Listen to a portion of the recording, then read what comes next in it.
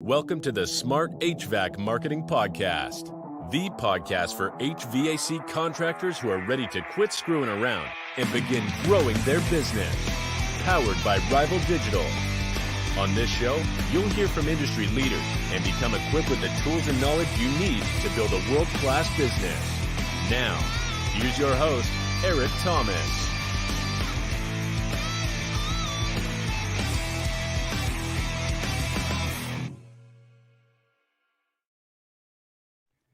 Yo. Welcome back to the show, everybody. Hey, Amanda, how are you doing today? Good. How about you? I'm good. Hey, out there, listeners, thank you for tuning into another episode of the Smart HVAC Marketing Podcast. My name is Eric Thomas. I'm the host of this show. Before we get going, we got our housekeeping items. As always, if you enjoyed this show, if you found some value out of it, if it made you laugh, if it made you cry, if it made you rethink the way you run your entire business, let us know by leaving us a review on Apple Podcasts, please. And also, for you Spotify listeners out there, all 32% of you, you can leave reviews for podcasts on Spotify now, by the way. Fun fact, you can't actually type anything, but you can give it a 5-star rating. So if you're listening to this on Spotify, it would mean the world to me if you left us a review. So yeah, those are our housekeeping items as always. We are super excited to roll out this part one of our part 4 series with our friends at Schedule Engine. And as such, we have our first guest of the 4-part series with us today. Amanda, how are you doing? I'm doing good. How about you? I'm excited to be here. Yeah, super excited for this. So Amanda, why don't you go ahead and introduce yourself for our listeners out there. Tell them a little bit about what you do with Schedule Engine and all that good jazz. Sounds good. I am Amanda Woodley. I am a member of the Schedule Engine team here, working in the sales division. So myself and my team, we do a lot of promoting of our content, showing people what we have to offer and seeing if it's a good fit long term. And then just making sure that once someone is kind of partnered up with us here at Schedule Engine, that they have a great experience moving forward. Nice.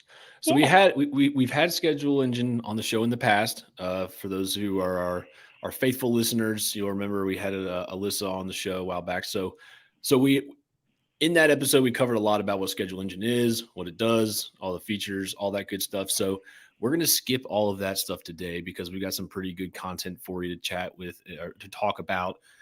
And so if you want to learn more about Schedule Engine, I just encourage you to go back to that episode after this and dig in some. So today we're going to be talking about a topic that's pretty relevant in probably the next few weeks, at least, as we kind of turn the corner in the wintertime, head towards springtime, and that is the shoulder season and some ways to combat shoulder season slowness. So, Amanda, why don't you start by telling us some tips for those of our listeners out there who are looking to be proactive and get ahead of shoulder season? I love it. Yeah. So some of the things that we've been talking about kind of here at Schedule Engine, and really just with some of our other thought leaders, is just ways to prepare. So some of the main things that we've heard, I'll start with 3 of them and then we can kind of dive in from there, is one, really focusing on your marketing efforts. So there are a ton of things that you can do to prepare, make sure that you're connecting with your customers, those who are former and then those that might be new. So focusing on your marketing, making sure your website is how you like it to be, and then being really consistent with your branding, your presence online, and then really any other marketing platforms that you do, so flyers, signs, etc. Second, we say that it's super important to take this time to just make sure that you're evaluating a lot of the parts of your business. So considering changing things that maybe you didn't do before. So being available after hours, having new ways to connect with your customers online is super important. And then last, I would say it's a great time to get connected with peers, join groups, attend conferences, listen into sessions that are going on, listen to things like this podcast to learn stuff. But yeah, those are kind of the 3 things I'll start with on ways that you can prepare. Yeah. So let's dive into marketing. That's a fun topic to talk about here on the Smart HVAC Marketing Podcast. So let's talk about marketing. What are some good ideas that contractors can do for marketing to kind of stay top of mind with their customers and with homeowners in their area? Yep. So I think there's a number of good things. One, I think online presence is becoming more and more and more prevalent and more important. So your website plays a huge role into the way that people can kind of see you, learn about you, understand what you do. So really optimizing that from all angles. So if someone is getting to your website, making sure that they have a way to book or get in contact with you pretty easy, pretty seamlessly. I think that is super important. Making sure that your presence is kind of consistent on not only your website, but any of those other sites that kind of display your brand. So I know that there's like Yelp, Facebook, Google is a huge one, Google local services. So making sure that your online presence is how you want it to be. Yeah. Yeah, that's something I see a lot with contractors. And if you're listening to this right now and you're looking for quite possibly the easiest way to unify your brand before doing anything else, that is to just get on your computer and go to every social media platform you have, your Google business profile, your Yelp listing, your Home Advisor listing, Angie's List, Thumbtack, whatever it is, anywhere and everywhere you have a listing. Make sure the name of the business is the same across all of them. Make sure the logo is the same. Make sure the website address is the same, the phone number. Some of them you have tracking numbers. That's okay. But for the most part, just you could take an hour, hour and a half, and just go make sure that all of your listings are accurate. Is Totally solid for a agreed. start. Yeah. Yeah. And I think too, a lot of them will like loop back to your website as well. So updating that information can be super valuable. There's also ways for on a number of those platforms for them to get in contact with you. So just kind of understanding how to meet with your customers, talk to them on all these variety of platforms is also really important. I forget the statistic, but it's something crazy about how many people are looking kind of for instant gratification when, kind of pursuing or shopping online, even if it is for home services. So the more that you can be available, the better. Yeah. Yeah, that's a great point. I don't know the statistic either. We'll just go ahead and say it's like A lot. 90. We'll say it's like 93%. Let's just make it Yeah. up because 83% of stats are made up on the spot, right? So we'll say it's 93%. Um, oh, that's funny. So yeah, that's a great point. Okay, because something I've been kind of talking about a lot here lately is kind of like resimplifying the way we think about marketing, which is like, what is marketing? Marketing is one, get people, and then two, get people to do something. Yep. And when you get people in this industry, it's either because of a need because they have no heat or no AC, or a want because they want to upgrade their system. And like if they need your service, they have no heat, their water heater's ruptured, whatever it is, like they need you to be available, and they need you to be able to like get to their house and fix their problem. Yep. And so making it super easy for them to schedule or contact you or whatever it may be is, I think, is super important. And that starts on the website. So Yep. what are some strategies that you all see in regards to like a good, clean website or kind of like that when it comes to like getting the availability there for customers? Yep.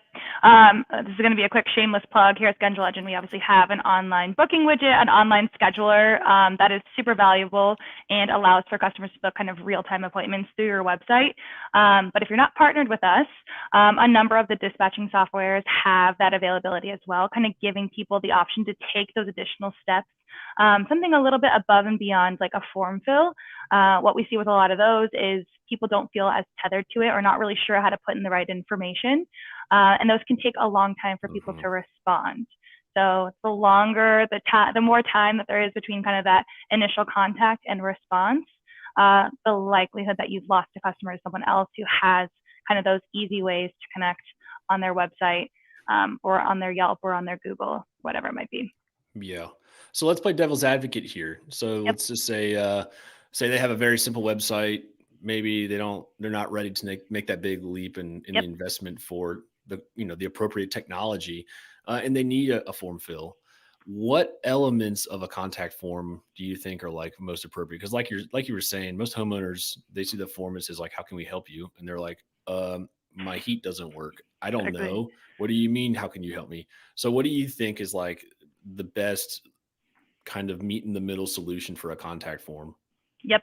I think short and simple, if you're going to have a contact form, one from the business side is just collect as much contact information as possible. So I think it's super important to leave availability, obviously, for name, phone number, email. Ask how they prefer to be in contact with. So if it could be text messages, if that's their preferred method, email or a phone call, you have the likelihood of kind of capturing that person.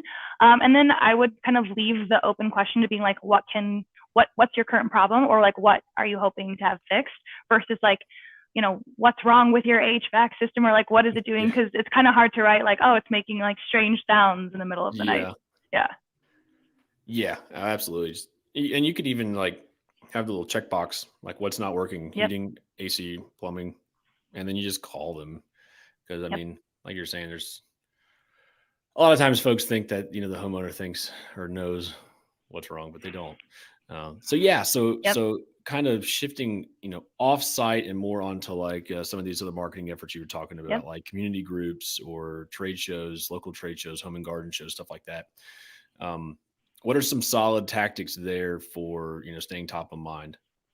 I think it's super important, just one, to get involved and be super active in your area, in your community. So there's a number of amazing associations that we all know of that are hosting conferences over this time. But say you don't have the availability or the means to get to those, get involved. They have folks in your area, I guarantee, that are fellow members that can either give you some insight, they can partner up with you to let you know what's worked for them.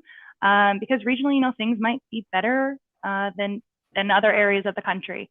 So you want to make sure that you focus in on that stuff too. Yeah. It's a tough time for the home and garden shows, because I know a lot. Like I've been helping a few of our clients, locate a home and garden show for for their spring marketing efforts, and Yep. it's like you're calling these event organizers. We're like, is it still on? Yeah. Is there going to be anyone there? So I feel like it's pretty tough right now. But yeah, if you can find that home and garden show and you do get to attend it, something I've seen some folks do that's worked in the midst of the pandemic is go onto the event page, the event Facebook page, and go live, like from That's your a really good business idea. page, from like your personal page, and then just like walk around and show everybody who's watching on Facebook what's happening there. That way, those who can't make it or decided that they didn't want to go can still get a glimpse of what they're missing out on, and then it comes from your brand. Yep, I love that. I think that's a fantastic idea. And if you don't feel comfortable going live, kind of just to complement that, you can make posts. You can kind of like echo that you're there. I think too, from the business page, you can kind of mark that you're attending events. So while people are looking, they can know that you'll be there. Yeah. So community events are always solid. Yep. What are some other things? I guess maybe not so much digital, but like just more like traditional type events that you guys have seen work. We have seen some other things just like from the marketing realm. We have seen kind of flyers be very helpful to some areas. So making sure that you're kind of planning ahead some of that stuff. Another thing that we've seen people do is kind of run promotions that tether with some of this marketing stuff. So if you haven't historically had, maintenance agreements, kind of advocating for some of that stuff that can make more consistent touch points with your customers, and then hopefully capture some new ones as well. So a little bit more on the traditional marketing side, but we've seen a lot of, mailers is kind of coming back, making sure that your email content is kind of partnering up with some of that stuff. Text messaging is huge these days. So touching your clients that way, all things that we've seen been very successful. Yeah, absolutely. All right. So that really kind of covers point one. You were saying focus on marketing efforts. Yep. So just as a recap for those listening, we talked about cleaning up your directories and all your online listings, making sure it's easy on your website for people to find your contact information and get a hold of you or to book or schedule. Find ways in the community to get involved through trade shows, sponsorships, Facebook community groups, stuff like that. And then looking at ways outside of digital to stay top of mind, like direct mail, or maybe some traditional advertising, radio, billboard as well. So point number two that you had made was evaluating different parts of your business. And this is exciting. Obviously, this goes kind of outside of the marketing realm and more into like operations. So let's dig in here a little bit. Yeah, cool. So I think this is a great time to just evaluate. There is going to be more downtime kind of historically. Obviously, with shoulder season, that's what it's all about. So it's a really good time to find things that are either working really well and kind of ramp them up, or things that aren't working well and maybe it's time for a change. So some of the things that we've seen people kind of work on or evaluate during this time is just overall staffing, really getting a better understanding of having the right amount of people, one, so that the business can remain successful, but then everyone kind of working towards the same goal. If people are happy and feeling good about where they're at, there's only success to come from that. So evaluating kind of staffing and your priorities going forward. It's a really good time to like do inventory, take checks, understand like what you have in stock, where you need new things. It's a really good time to consider adjusting your hours. I think I alluded to that. So understanding if after hours is something, or emergency escalation is something that you'd like to either get involved in, or if you've been doing it and maybe not seen success, evaluate that. And then this is a really good time to evaluate new technologies. So seeing if there are kind of ways that you can use technology to help complement your business long term. Yeah. Yeah, let's talk about technology for a second, because there's a lot of different technologies out there, Yes. and I feel like every day there's new technologies coming out for the home services industry. So when it comes to like evaluating technologies, what's some advice that you would give contractors to avoid um, signing up for a bunch of different overlapping technologies? I think that is a great question because it's very true. And also it can be harmful if you're kind of cross contaminating. Sometimes it can be more of a stressor than a relief. So I would say one is just due diligence. Just because you talk to one company doesn't mean that that's the best. So it's worth doing your due diligence, putting some thought into understanding the competition, understanding the marketplace. And then I think two is really honing in on like what your pain point or your need is. Because if you find that a technology does, one little piece of your need, but a lot of other things, sometimes that might not be the best fit for your solve. But being open to new technology, doing your due diligence, and then really identifying your need and pain point to find the right piece of technology that might work for you. Yeah. Yeah, and so a lot of times with with a lot of the technologies, there's a kind of like an onboarding or a ramp up period. Oh yeah. So would you recommend that contractors be more proactive with this, like now-ish wintertime? That way it's ready for shoulder season, or wait till shoulder season to start looking into it? I would say for most of these technologies, if the most technology is designed to one, either streamline inefficiencies, or two, help generate new business. I would say if you're looking for more of the part two, so generating more business, now is the time to get started. If you're really busy right now and you don't have time to do a lot of operational efficiencies because you're just so inundated, introducing new technology that's designed to increase efficiencies is great, but it might be worth putting it on the back burner until there is that downtime that you can really learn it to make sure you're operating better. So some of the new technologies that might be worth kind of waiting is if you want to redo your dispatching software, or you need a new dispatching software, you want to launch a dispatching software, it might be worth prioritizing that one. If you're looking to do like AdWords or promote your business with some of these other technologies, it might be worth kind of preparing for that so that you have those kind of new businesses coming in, or new customers coming in during that slower time. So I think there's two sides of it. Depends on what you're looking to accomplish. Yeah, absolutely. Oh, we have a question coming in based on the dispatching from Christian.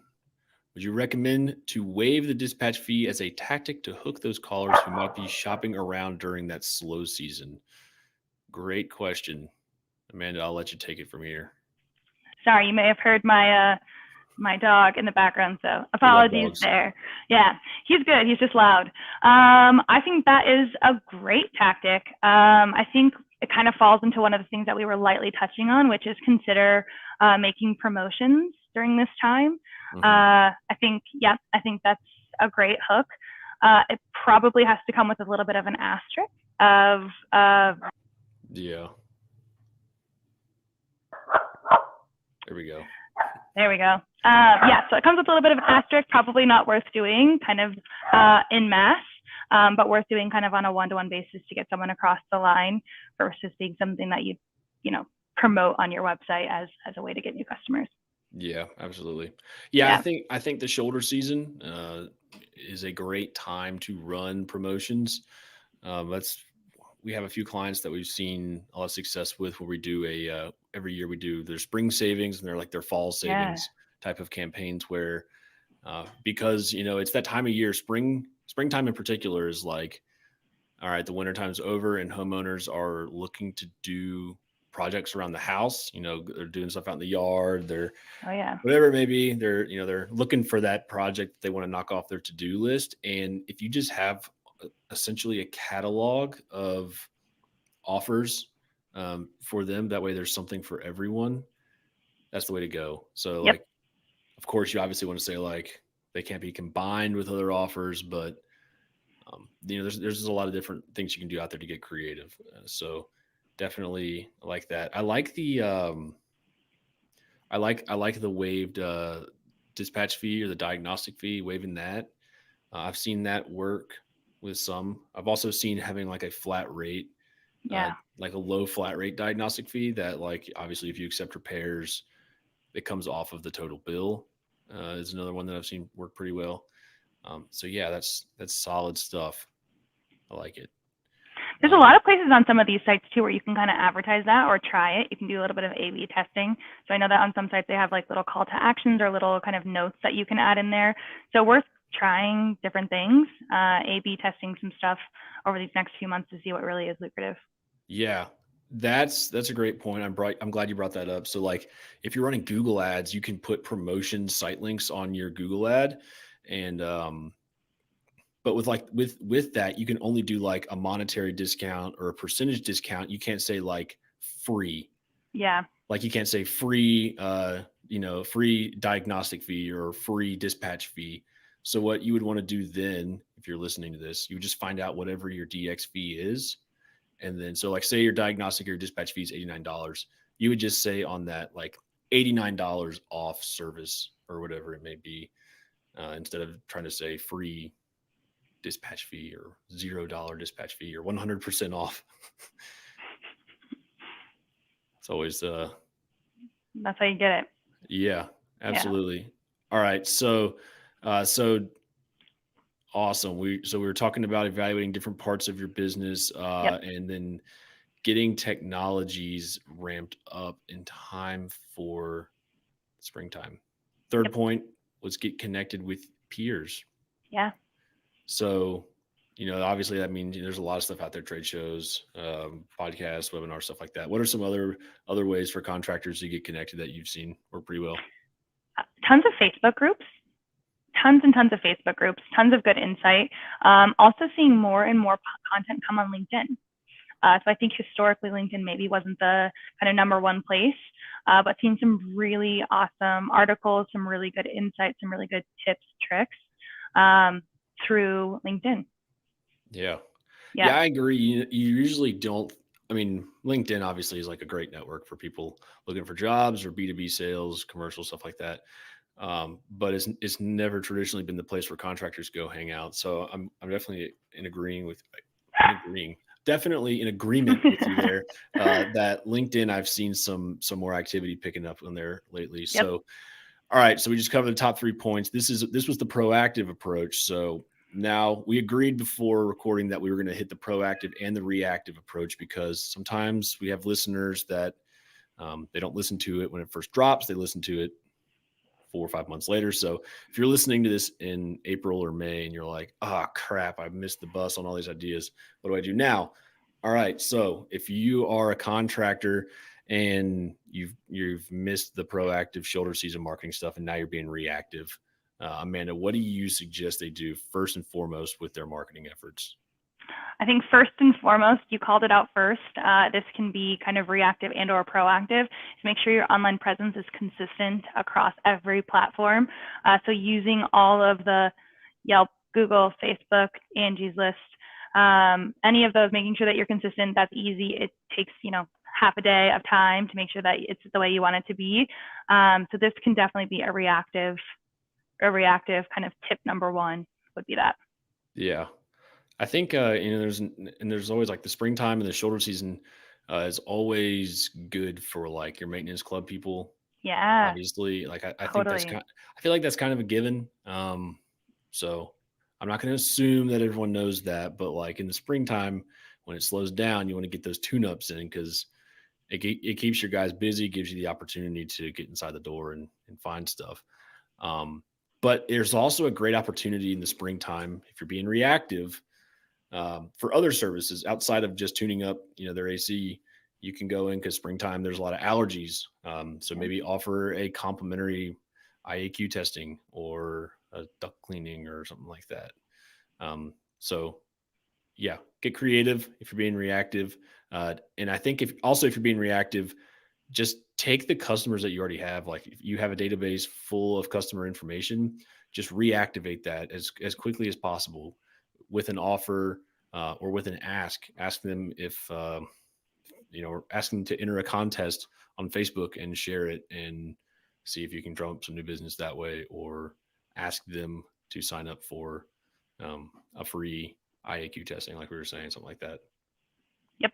I think this is a good time too that you can explore maybe some new partnerships. So maybe connecting with someone who was able to be a little bit more proactive.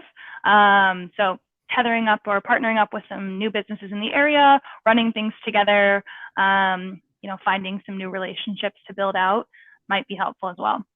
Yeah, absolutely.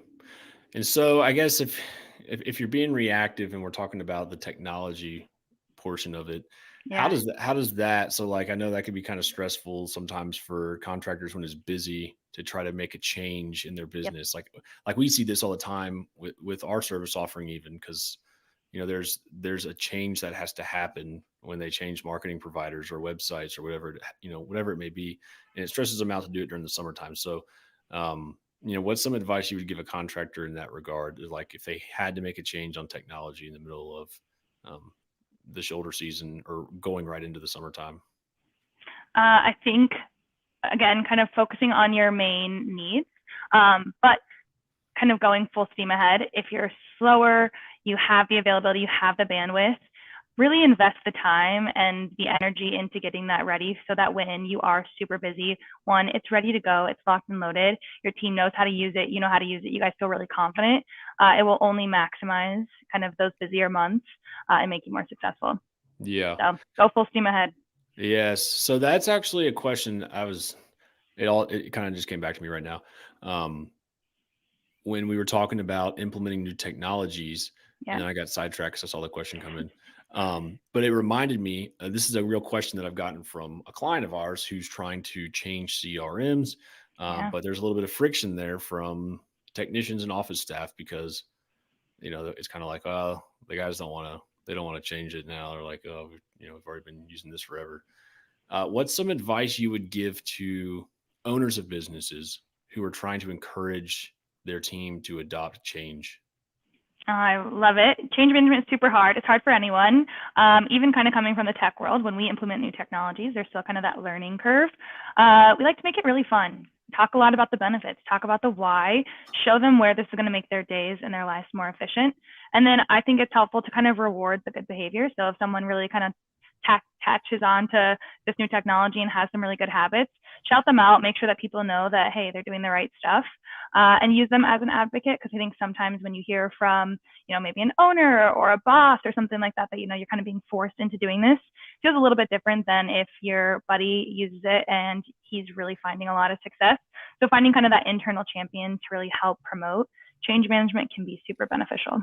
Yeah, absolutely. Well, Amanda, before we head into our final segment, is there anything that you feel that we missed or I didn't ask? No, but I did hear this today and I really liked it. And so I think it's kind of interesting when we look at shoulder seasons, just kind of like wraps it up. I think that a lot of times when we do have these busier times, you really have to work kind of in your business versus on your business. So I think if you have the opportunity, kind of let some of that working in the business go a bit and then use this time to really work on your business and make sure that you have a great summer months ahead. Awesome. Yeah, that's great advice. I totally agree. So now that brings us into a new segment. We've been talking about doing this for a while, but we haven't quite gotten there. And so I'm going to try to do this by the microphone so our listeners can hear what's going to happen here. Oh, all right. That was a beer. That was me opening a beer. It's 4:28 Eastern time. So I feel like it's already acceptable. This segment's called Hold My Beer. And what happens during this segment is I put a crispy cold Bud Light inside of a koozie, but not just any koozie.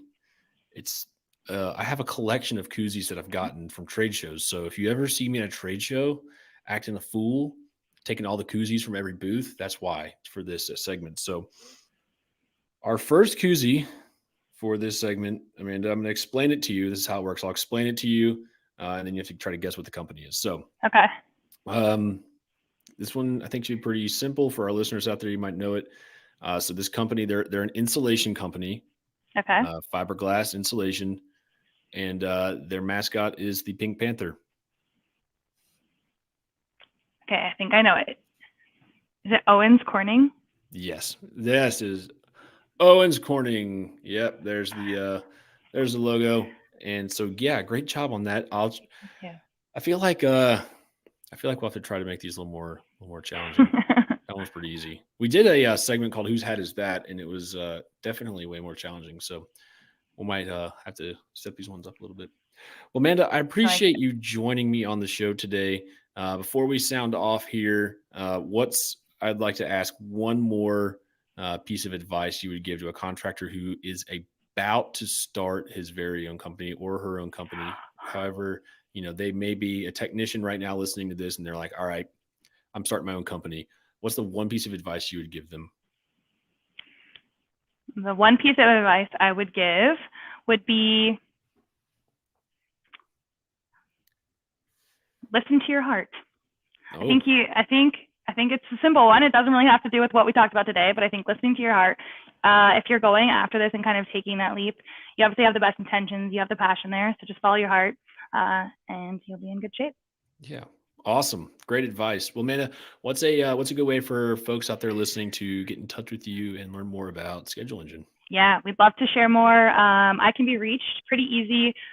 First initial, so A, my last name, which is Woodley, so A Woodley at Schedule Engine, AWOODLEY, scheduleengine.com. Awesome. Well, thank you all so much for tuning into another episode of the podcast. As a reminder, if you are in need of help with your marketing, digital marketing, website, any of that good stuff, hit us up at rivaldigital.com.